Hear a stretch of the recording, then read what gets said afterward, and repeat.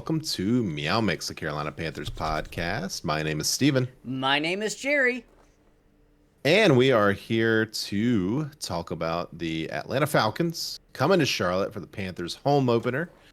Jerry, welcome back, by the way. Thank we're you. we're gonna get Jerry's thoughts on last week's game as well, since he was not able to provide more than a short soundbite as he was standing in line waiting for the teacups, right, at Disney World. No, I was not on the teacups line.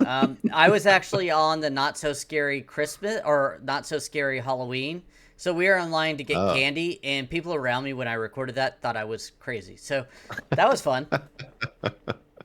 Well, it's good to have you back. Thanks. It's good to have you back.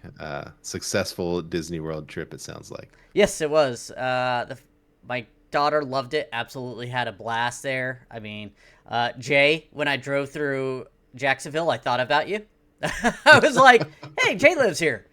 And crossed the big bridge. Nice. Well, always nice to have a Jay shout out early in the podcast. So that is what we will be doing today. Real quick, right off the bat here, we do want to say thanks to Nugget Blood, who left us a 5-star review on Apple Podcasts. The first review at all that we've had in quite a while. Yeah, and we forgot to read it when he posted it back in August. So yeah, he kind of called us out, and rightfully so. So yes, I'm sorry. Yeah, I'll blame Jerry. This is Jerry's fault. Just kidding.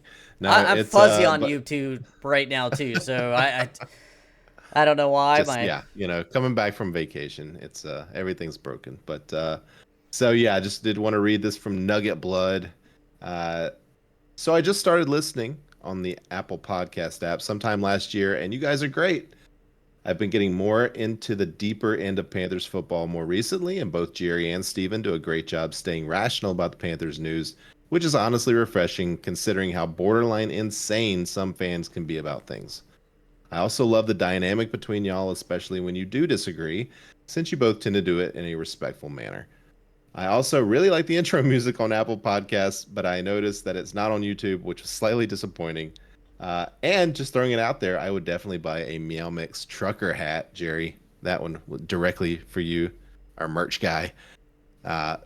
Thanks, and thanks for the programming note there as well. We'll try to get the intro music on the YouTube videos as well. Well, the original intro kept getting flagged on YouTube, so I had to take it out. And then he switched the intro music, and I just never put that new intro music in it.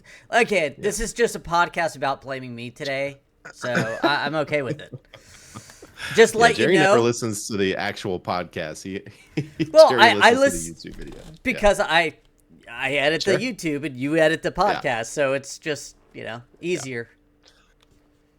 But thank you, Nugget Blood. We appreciate that. And anybody else who wants to leave a 5-star review, we will read it on the show. Yes. Thank you. Yes, on Apple Podcasts. You can also leave us voicemails at our phone number here, 980-494-0071, or text us at that line. We'll hit those later on in the show. Just the simple fact that Nugget Blood, I forgot you for we forgot to read that for a month. We had to start off with it. Yeah. Anytime we can get Nugget Blood under the show, we got to do it early. Nugget Blood, I don't want to know, but I'm kind of curious where you came up with that. We've had some really fun names on the YouTube or on the I got I Drink Panther Milk was one. I think Extreme Goat Milker was one. Yeah. We've had some fun names on the Squeaky Cheeks is still hilarious. Squeaky Cheeks is still out there, yep. All right. Do we want to just go ahead and jump into the game a little bit? Or PFF grades for last week. Yeah, I mean, so Jerry, just overall, your thoughts on the game last week. Are you in the pit of despair like many Panthers fans? I'm glad the Panthers showed fight in the second half instead of rolling over. A lot of that was a lot of self-inflicted stuff. I want to see this team not trail, instead try to hold a lead and see what they can do, but that means that they have to get a lead. They have to start out better than they have the first two games. I mean, Bryce has not played his best football. He looked really good in that second half, but at the same time, the Cardinals were probably playing back in a lot of softer defenses for him. Yeah. He needs to play like that when they're not. So, out of everybody though, T Mac looks such a stud.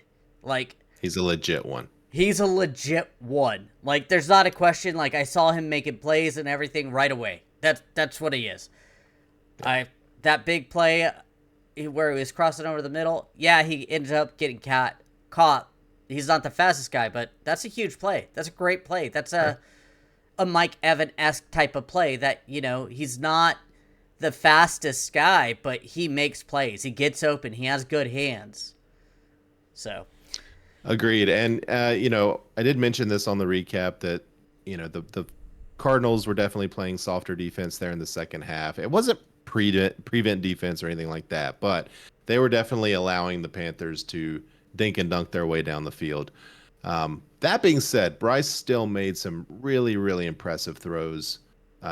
There still was pressure because the offensive line just did not have a good game last week as a unit.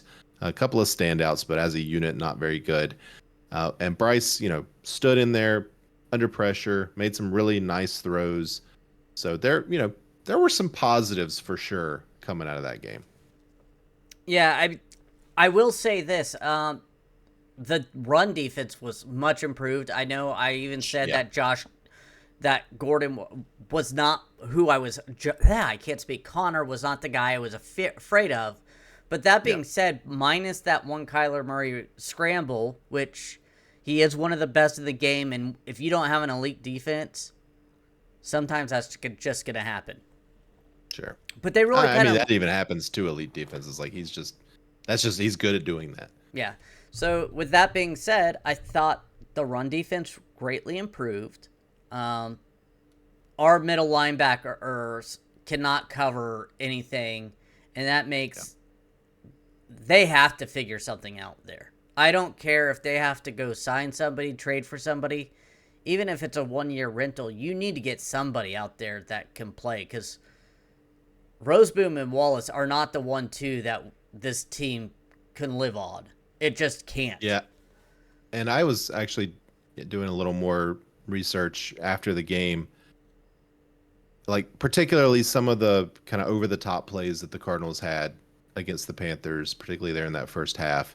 A lot of that was because the safeties were having to come down into the box to try and help the linebackers in coverage. And a few times they just got out of position because of that. And, McBride especially was just kind of able to leak through completely free, wide open in the middle of the field. So that is definitely something that they're aware of. But I don't know that they have the talent on the roster right now to fix it.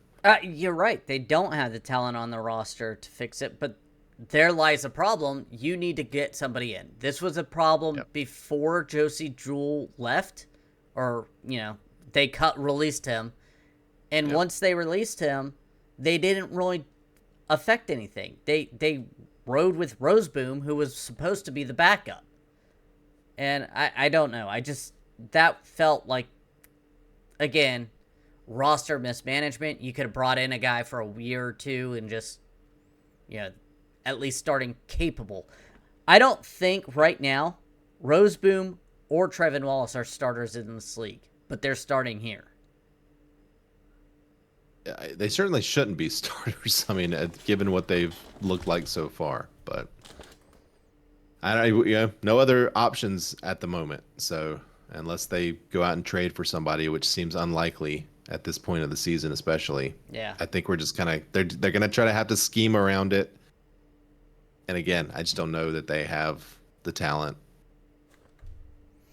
to make a big difference. Yeah. All right, let's move on to PFF grades from that game, unless there's something else you want to ask me about that game. Okay. Starting on offense, the top 5 guys are Mitchell Evans with 6 snaps, but he posted at 90.3. Bryson Tremaine, 15 snaps, 88.6. Taylor Moton, right tackle. I mean, he's always up there, man. 74.6. Tommy Tremble, number 4, 70.4. He played 35 snaps. And T-Mac, number 5, 72 snaps, 69. Again, I can't. His negative was his run blocking. Okay. Yeah. I do want you to at least try, but that's about it. Tremaine, by the way, really, I know you didn't get to watch the game, but he made some really big plays, especially that like 4th and 16 going across the middle, where Bryce just made a fantastic throw under pressure again. But Tremaine, like he caught it in the middle of guys and held on to it.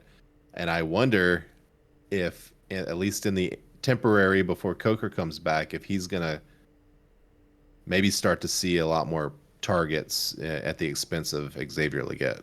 I know Canales came out and said that his snap count wasn't going to drop, but at this point, I know he has a tweaked hammy right now, and he's been limited in practice. Out of first 2 weeks, Bryson Tremaine has looked way better. Yeah. So, I mean, I'm sorry. I'm a big XL fan. I loved the option, but if he's not producing, why is he out there? Yeah. And I did look at some tape of the throws that were made to XL, and maybe half of his targets were just uncatchable. You know, either dump, throwaways or just, severe underthrows or something, almost like he wasn't even throwing it to him, just kind of throwing it in the direction. But there were several that were kind of on target, but XL was covered. And I just wonder, like, he doesn't seem to be able to get open consistently for sure. And then when he is covered, he's not able to kind of make those contested catches. That's just what I've seen. So, or for instance, that 3rd down play and he didn't run back to, it's a 2-minute drill. I mean, it's like, what are you doing? Like, you played the football long enough to understand 2-minute drills. Why are you not running back? Now, that being said, I do have to read this one comment from Lord Bloodwolf. Yes. Lord Bloodwolf said, "This is the second game for XL. Y'all need to back off. Bryce Young has played much worse than he has. Is he a number 2? No, let him learn. He only has one good year in college. XL numbers with Bryce Young are low. XL numbers with Andy decent. My thoughts, XL doesn't trust Bryce." Okay, that's good if XL doesn't trust Bryce, but the real question is, does Bryce trust you? And 8 targets says he does. You need to produce, otherwise he's not going to trust you. It doesn't matter if XL trusts Bryce. What does that have to do with anything? Your job is to go out there and catch the football. Your job is to go out there and run the correct route, get open, and catch the football. He does not do that. And yes, this is only his 2nd year, but this is his 2nd year. And yes, he only had one good year in college. So what does that mean? I mean, we've seen tons of receivers come into the league with one good year in college, and they cannot replicate it in the NFL. And so far, XL has not been able to replicate it in the NFL. I'm not giving him any grace. He has not looked good at all. And, okay, you want your 1st-round draft pick to look decent with your backup quarterback? That's praise? That's not praise. Connected to Jerry. Yeah. Keep going real quick while I have some audio issues. Well, I'm just saying, like, I don't understand that argument. I don't understand at all. I do get wanting to give him a little more time. Sure, that's fine. But what we have seen so far does not give me any confidence that he's going to be able to figure it out. I hope I'm wrong. I hope he does figure it out. But how much time are you going to give him?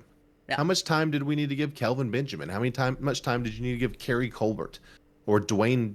Who was the Dwayne receiver? Dwayne Jarrett, right? These guys that are drafted high, that they show flashes here and there, but they can't put it together consistently. Is XL going to be one of those guys? And last year, after 2 games, Bryce Young got benched because he played bad.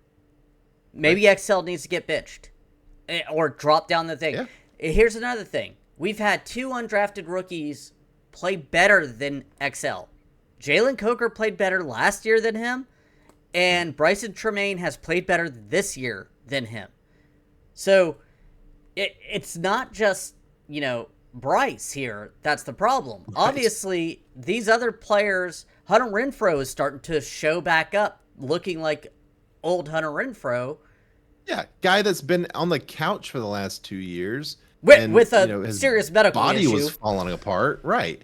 And he comes in and he looks twice as good as Excel. It's just, I don't get sure, some of those throws were bad. And maybe Bryce and Excel just aren't a good match. I don't know. But if that's the case, he still doesn't need to be playing. Right? Like, if they're not a good match, he doesn't need to be playing. I honestly, if he's playing, I would maybe look at him at returning punts or something. Let him start earning his roster, because right now, maybe this offseason I was hoping he would work on everything. With everything that we saw in the offseason, I was pretty sure he was still working, because that was his thing coming out of college. Maybe he wasn't working on that. So we'll see. I do hope he comes back out and looks good, but right now he's trending down a lot. It'd be great if he comes out and has a nice game Sunday. Yeah. And maybe he is one of those guys that needs to play out of the slot more. And right now, because Coker's out, we don't have another outside receiver. Although I think you could put Tremaine out there.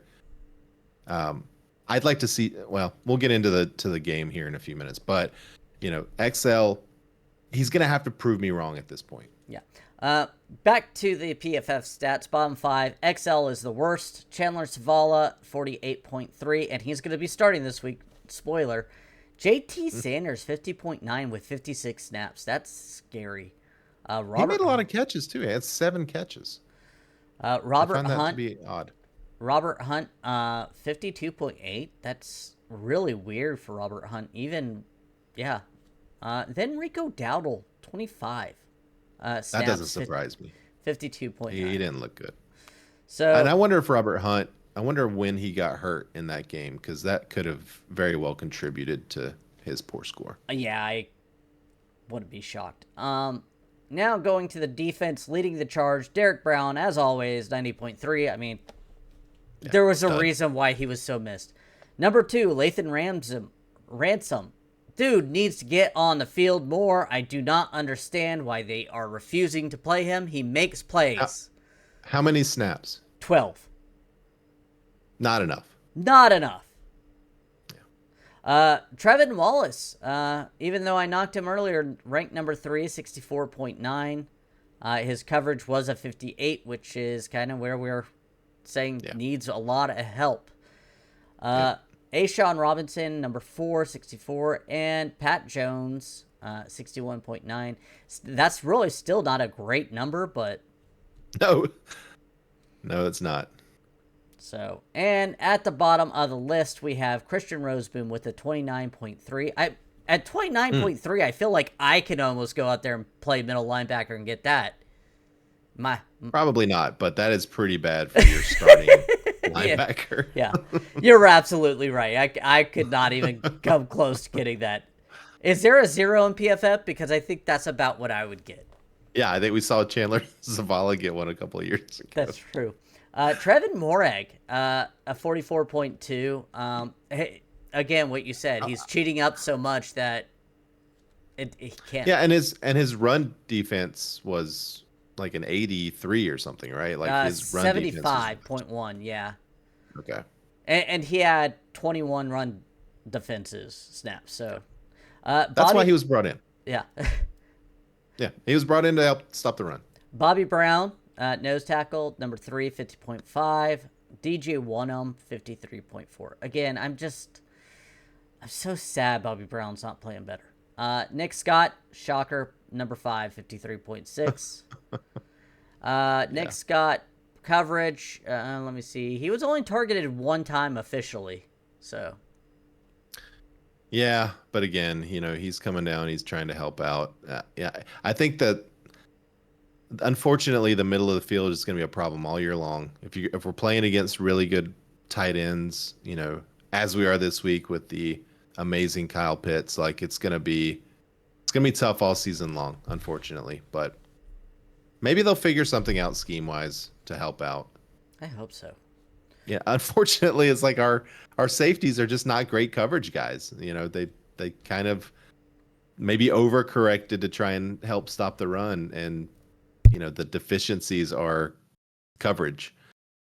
So we'll see. But they're going to need to stop the run this week. So hopefully, yeah, you're still muted. That's why I was a little shocked that they still went with Ransom in the draft, because he's more of a downhill runner than other guys that were on the board. But again, I want him playing more just because of the simple fact that he does make plays. Right. All right. Now, are we ready to get into the game itself? Sure. Let's do it. All right. Do we want to start with the injury report? Let's start with the injuries, buddy. Okay. So we'll start with the Panthers. Pat Jones with a hammy. He has not practiced Wednesday or Thursday. Turk Wharton with a hammy. Has not practiced Wednesday or Thursday. Leggett, as you mentioned, with a hammy. Limited practice Wednesday and Thursday. Does not sound like he's in any danger of not playing, but this could be the reason why they limit his snap count. Right? Yeah. That's one of those, oh, Andy Dalton got into a car accident and hurt his thumb. Let's put Bryce back in there again. Right. I'm not going to worry about the guys here that are full practice. Bobby Brown and Trayvon Morag both showed up on the injury report today as DNPs. Morag with an illness, so I'm not overly concerned about that, but Bobby Brown showed up with a knee as a DNP, and I don't love that. I couldn't really find any more information about that in the couple of minutes that we started the podcast in between the time I pulled up the injury report, but hopefully that's not too serious. Yeah. Moving to the Falcons. Oh, go ahead. I was going to say, with the big nose tackle, too, like, you never know. It could be an older injury that just kind of flares up. His knee gets some swelling in it. And, hey, let's not danger this. Yeah, tomorrow will be a big test to see if he can get out there. For all these guys, really, but him especially. It's just showing up today. The Falcons have a little more of a much longer of a list here, but a few more impact players that are on it. Let's see. Again, I'm not going to read the full practice guys. So DeMarco Helms, safety, hammy, limited practice. Casey Washington, wide receiver, concussion, limited practice. Jamal Agnew, wide receiver, DNP. AJ Terrell, one of their starting corners, DNP with a hammy. That could be big. Yes. James Pierce Jr., defensive end. Of course, he's one of the rookies. Limited practice with a groin. That is an upgrade from yesterday, DNP, so he's trending like he's going to play. Charlie Warner, tight end, DNP with an ankle. Kyle Pitts showed up on the injury report today with a toe. That could be something that lingers into the week. Mike Ford and Nate Carter, both DNPs today. I don't know who those guys are, so that is the injury report. So yeah, I mean, outside of Turk Wharton, Pat Jones, and Bobby Brown, it sounds like we're coming in mostly healthy, except for those guys that we know aren't going to play on the offensive line. Yeah, and that's the scary part is you're going down 2 players. I mean, that's huge. I'd love to know what's going on with Brady Christensen. Like, why is he not getting a shot at guard over Zavala? What is it that they like about Zavala so much more? I mean, what did they like about Nishman? They like about Brady Christensen. That's true. Oh, it's so funny that he was starting one week and then inactive the next week. Like, they didn't even have him as a backup the next week. No. Last week. I find that, yeah. This coaching staff makes some questionable decisions on some of their starts, in my opinion. I'm not there. I can't 100%. But what I see on the field says that Christensen has played better than both of those guys. Certainly than Zavala, yeah. Zavala played Cade Mays, I don't mind Cade Mays starting at center because he Cade did Mays, it most of last. Yeah. I was you're talking about Neiman and yeah. Cade Mays, honestly, I was probably ready to make that switch anyways, as I thought Cade Mays looked good last year, and Austin Corbett has come out looking rough is the term I will use. That's a nice way to put it. Yeah. His snaps have been all over the place. He seems to be choosing the wrong players to block pretty often.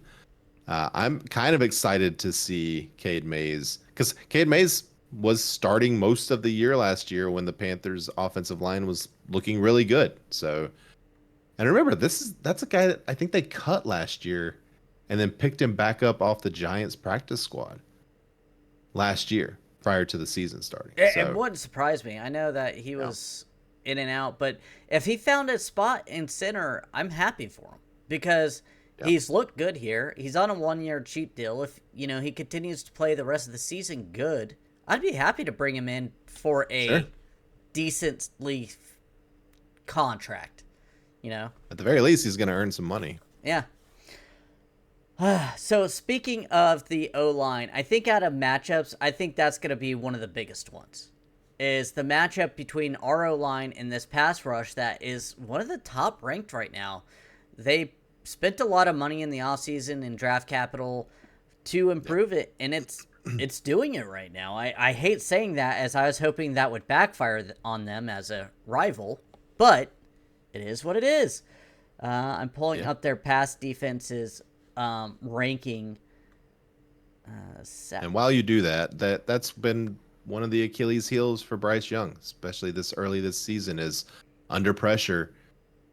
He has not been good. So now again, he's been under pressure a lot, and he's made some tight throws, some good throws. But any quarterback is going to look worse under pressure than they do, when they have a clean pocket. But Bryce, especially given his physical limitations, he needs more of a clean pocket. He just needs throwing lanes. Yeah, And if guys are coming at him, straight down the middle, it's going to be tough for him. yeah.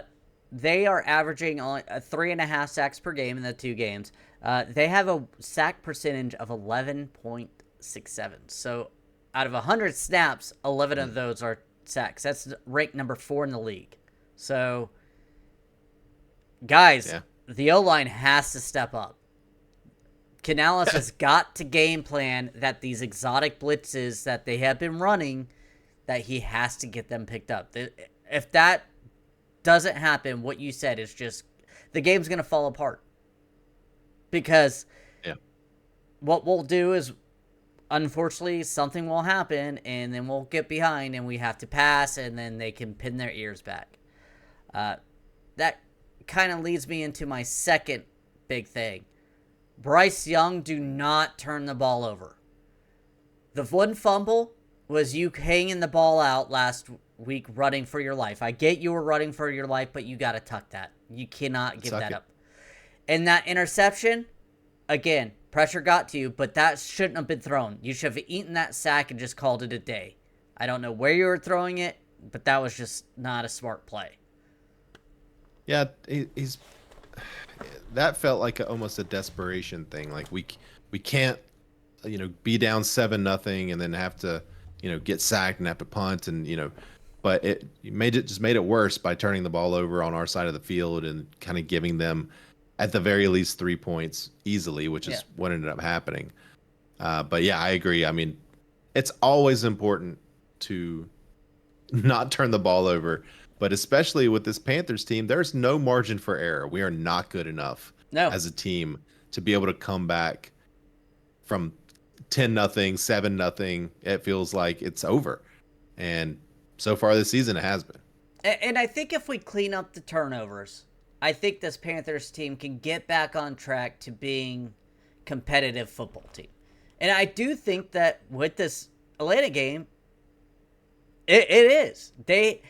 I feel like the rosters are very similar. I feel like Atlanta did better in the offseason than the Panthers did right now because the moves they made are paying off while the moves we made haven't fully paid off. T-Mac has, but the pass rushers haven't. The free agencies haven't. So we got to see something. Yeah, agreed. I'd love to see more of our rookie pass rushers. I mean, Princely did get out there and get a sack last week, but still, I don't know how many snaps he played, but it didn't feel like a ton. Scorton as well. I feel like want to see him out there more as well. He hasn't really made any impact plays yet. after looking really good in the preseason, and from what we heard at training camp, was really showing out. Get him out there, let him Yeah. play. I This is the future of your franchise. Hopefully, these guys, get him out there. And they've already basically said that this is a building season. Like they haven't. Right. I forget who said it, but they basically said it's not complete yet. Okay, that's great, Right. but let's play some of our rookies a little bit more snaps, especially when they're playing decently. Like it just makes no sense to me. So right now, Princely has 21 snaps, and Nick Scorton On has the whole season, or was that just last week? whole season. So he had 8 first week, so he still barely played last week. Yeah, and 40 for Nick Scorton. Okay. I think he had, 11 or something Yeah. week 1, so he played a little more last week, but still, that's 25% of the snaps or something? Like, that's not a lot. And with They both Princely, need to be out there more. yeah, and with Princely, I get it. He's a run defense liability. Right now in his career, he's still a liability in that. But still, you can put him out there on lots of third downs and passing plays. Not every Sure. down has to be a pass play, too. Like, you could have him work on his run defense occasionally. Yeah, especially if you're down 27-3. Let him give him some playing time. Yeah. That's actually a really good point. Like, why not? but all right. Do you have another matchup you're looking forward to seeing or not seeing? Well, I would love, you kind of mentioned the Panthers not getting down early, taking care of the ball. Part of that is going to be, let's get this offense balanced out a little more. All right. Let's give Chuba the rock. Let's let Chuba run the ball some. Let's get Rico Dowdle going. Like, they both have talent. I'd love to see those guys get some run. I'd like to see ETN out there. He's made some pretty nice plays when he's had open field, on punt returns, things like that. I think even maybe on a pass last week, I don't remember, but I remember him kind of being in open space, making a couple of guys miss. We have some talent at running back. Like, it's one of our deeper positions. We need to use those guys. Last week was terrible. I think they averaged less than 2.5 yards a rush. Now, they got down early. They felt like they had to throw the ball to get back in the game. They did throw the ball. They did get back in the game. But it would be really nice. It take a little bit of pressure off of Bryce as well. Run the ball. See if you can make some things happen. And don't just run it straight up the middle or, right off the left tackle or right off the right tackle. Like, do some sweeps, do some things to get these guys that are good in open space, some screen passes. Like, let's get these guys involved in some easy plays for Bryce, get the offense moving. And a big thing, too, is I feel like Chuba's a bell cow back where he gets better as he gets more touches. I don't think giving him 3 touches and then going away for a quarter and a half and then giving him 1 or 2, you're not going to get the Chuba that we paid and the Chuba that we saw last year. Like, you got to keep feeding him the ball. With that being said, it should be 75%, 25% him and Rico, right? It shouldn't be 55-45 or 60-40. Like, Chuba he's one of those guys that needs to get going. Yeah. Right? He needs to accumulate some hits. He gets more powerful the more hits he gets. That's what Cam Newton did. I remember always said, like, I when he starts the game, he looks awful. He gets one run play, scramble, gets popped. It's on for him. And sure. Yep. That was how he played. It just snaps him into the game. Chuba, I think, needs to get a couple carries to get his feet grounded. With that being said, the Panthers have a big task and Bijan Robinson on the other side. Yeah. He's averaging 4.9 yards per carry. He's so dangerous in the passing game too. They have to lock him down as much as they can. I mean, he's not going to be locked down. He's just that type of good running back. Yeah, it'd be great if we could put a couple of scores on the board early to, force the Falcons to throw the ball, and eliminate Bijan a little bit, at least running Bijan from the game plan. Uh, Unfortunately, the Panthers just aren't built that way. They're not built to score quickly. Uh, so keeping Bijan off the field is kind of going to be the best scenario for the Panthers. Yeah. And how you do that? You run the ball. Run the ball. T-Mac and Hunter Renfrow get a lot of nice little short passes. Maybe an attempt at a deeper ball. I mean, honestly, if A.J. Terrell's out, T-Mac Cat is going against, hold on, let me pull up their corners. Alford, Hughes, or Bowman. I don't know any of them, but the highest rated one is a 60.7. So, on PFF. So, I feel very good about that. Yeah, as long as the offensive line can give Bryce time to throw the ball. But what's going to help with that is running the ball, establish the run, get the play action going, right? Get Bryce in space, give him 3 to 4 seconds for McMillan to get down the field, get open. You could have some explosive plays. Mm-hmm. It's all, but it all comes back, I think, to running the ball. Establish that as your offensive identity in this game. Just keep pounding, right? Yeah. I mean, they need to run the ball, Jerry, is what I'm trying to say. I know, I get it, and I agree. I don't know why Canales has an aversion to running the ball, even though every offseason, every time, we got to run the ball more. Yeah, well, try to do that more than just the first drive, please. Yeah. He gets Madden fever, like playing Madden. Like, you just start passing all the time, and you're like, oh, I only had 12 runs this game. Oh, well, Bryce Young, 60 throws is fine.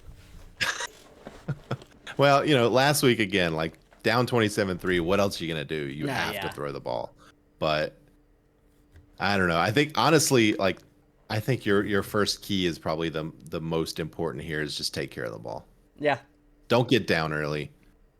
Like, let's try and establish the offensive identity that you want to have.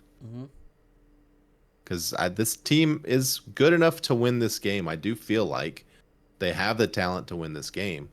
It's just things are going to have to go right. You're not going to be able to give the Falcons any free points. Yeah. Now, with that being said, let's go ahead what Las Vegas thinks about this with our little segment called Gambling for the Children. Again, if you first-time listeners, you made it this far, awesome. Second of all, awesome. We put $100 into a DraftKings account. We bet on all the games, and at the end of the year, any money won, it will go to St. Jude's. If it's less than $100, we'll still donate $100. Also, if you check out our TeePublic store, we have a T-shirt, Gambling for the Children, that you could go ahead and purchase, and any profits we get from that will also go to St. Jude's. Hey, there it is. All right. Jerry, I did not know when I did the recap how our bet last week went. Could you fill us in? Yeah, we won. We now have we're back in the positives here after our first week. Okay. So I don't have the amount right now on me because I didn't log in as you were pulling that. We won, and that's all that matters. And I think we didn't actually bet on the Panthers game last week, right? We bet on 2 other games. Yeah, we were both like, I don't like anything because we didn't have because we didn't record it early. We had no running bets or anything, and I was just like, eh. Yeah. So maybe that's the way to go. I don't know. All right. I actually don't know what the over/under is in this game. I have not looked at it yet. Oh. You have not. I thought I assume the Falcons are favored, but I don't know what the line is. It's 5.5. The Falcons are favored by 5.5. 5.5 in Charlotte. Ooh. In Charlotte. Okay. The totals is 43.5. Over under. Money line is plus 180 for the Panthers. Okay. Now let's go to do you feel anything about any of that? I kind of like the over a little bit. That's a pretty low line. That's what I was thinking too, especially if I hate saying this, if they get out ahead, it would shock me if just like last week's game, you know. Right. Last week's game was what, 49, Yeah. which that they overhit, but it took a pretty furious comeback for the Panthers to get there. I don't know. I feel like if the Panthers win this game, the under probably hits, right? Yeah. Oh. Mm. Bijan Robinson's rush receiving yards are 120 plus at plus 115. So what's he averaging right now? Well, he's the leading rusher with I'll look that up. 167 and leading Leading receiving. receiver with 125. Yeah. So yeah, he's averaging more than the 125. Kind of like that, honestly. I mean, That's even why if I we called win it. the game, yeah, even if we win the game, he could still hit that pretty easily. Yeah. Real quick, Chuba over under plus 60 is at negative 101. I don't like that. No, they haven't been able to run the ball enough. No. I don't. What's T Max Receiving props? yardage total? Uh, I feel like it's probably around 60, 65. 70 plus is 104. 60 plus is 145. Minus 145. Is it Yeah. minus 104 or plus 104? Minus.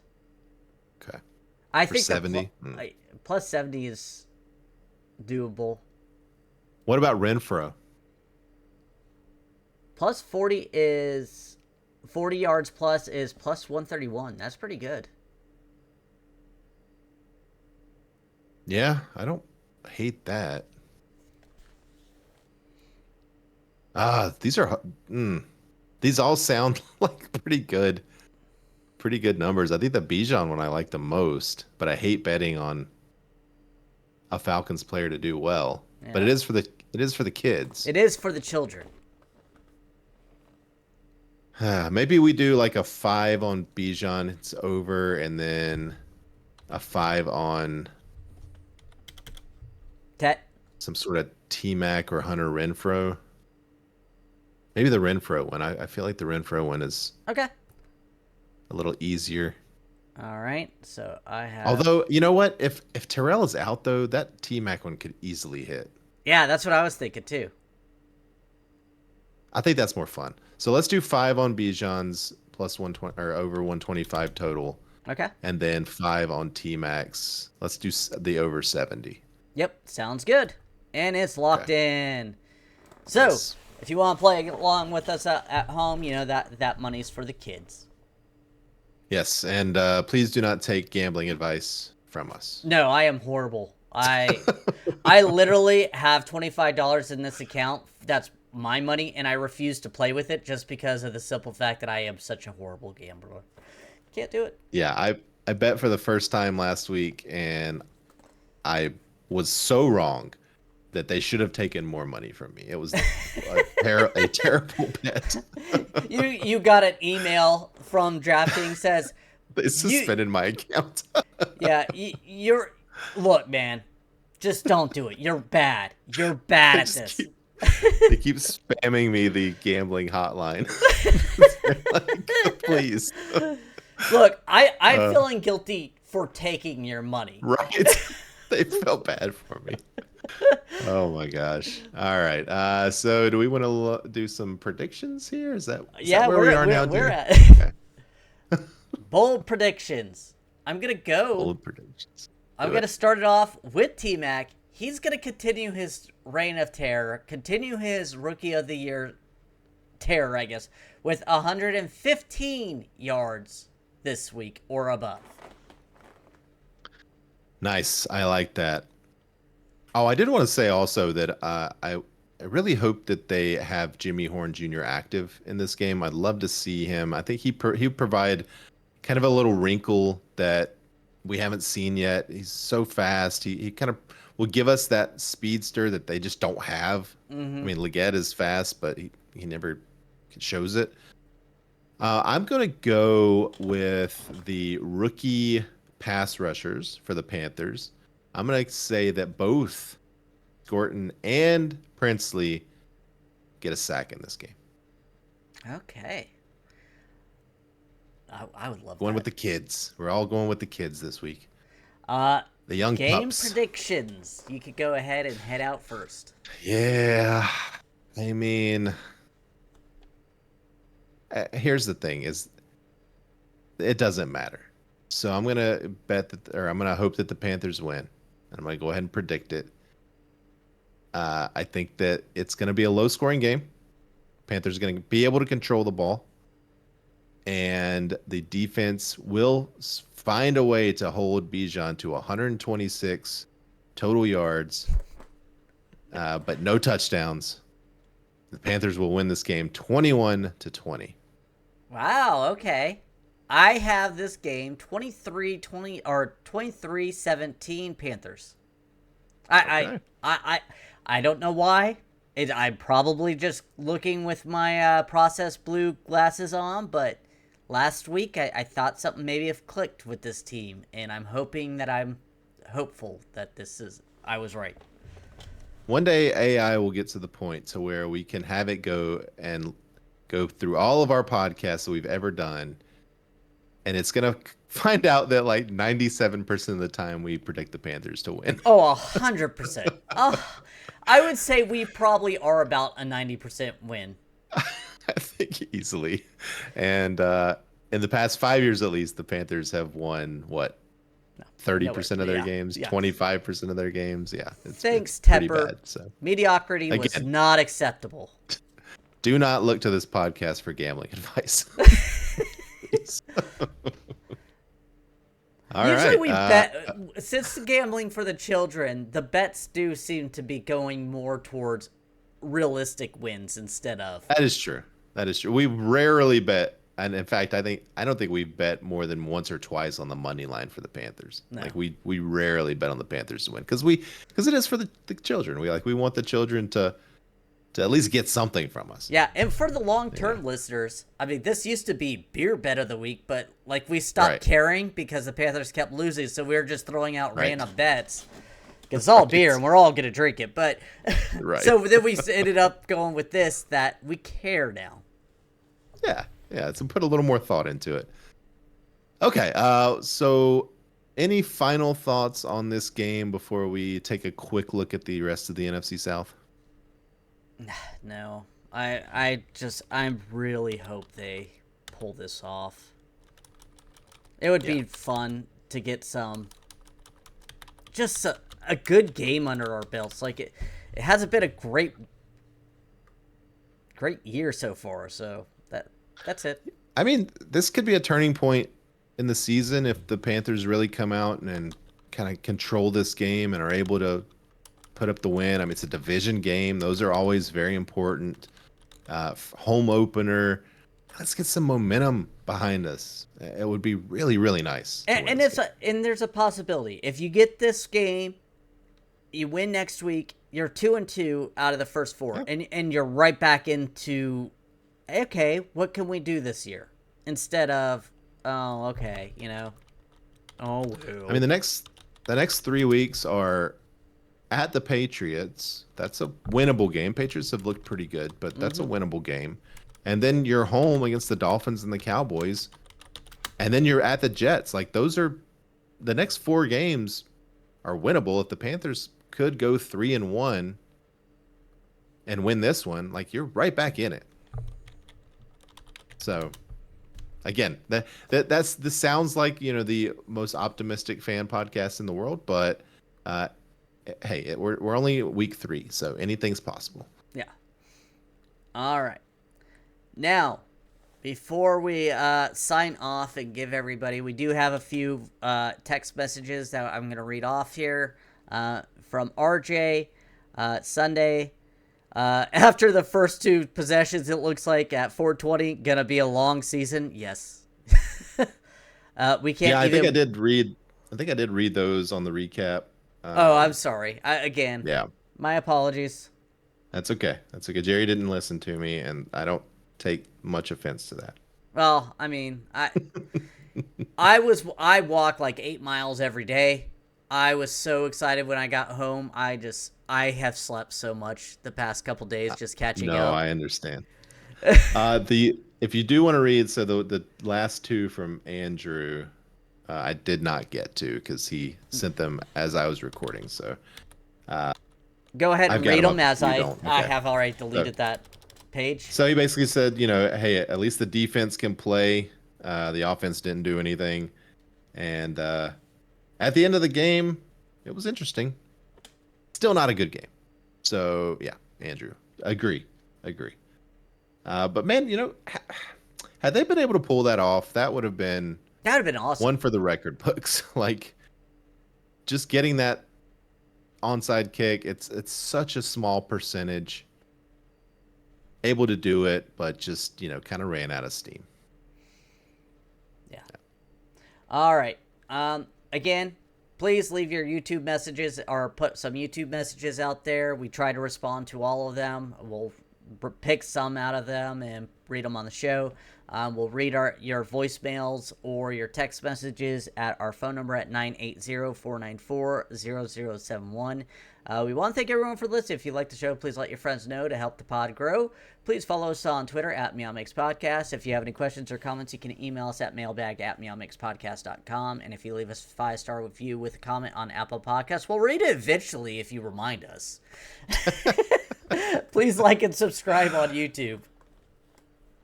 We appreciate everybody, and we'll be back Sunday after the game. And until then, everybody stay safe out there and keep pounding.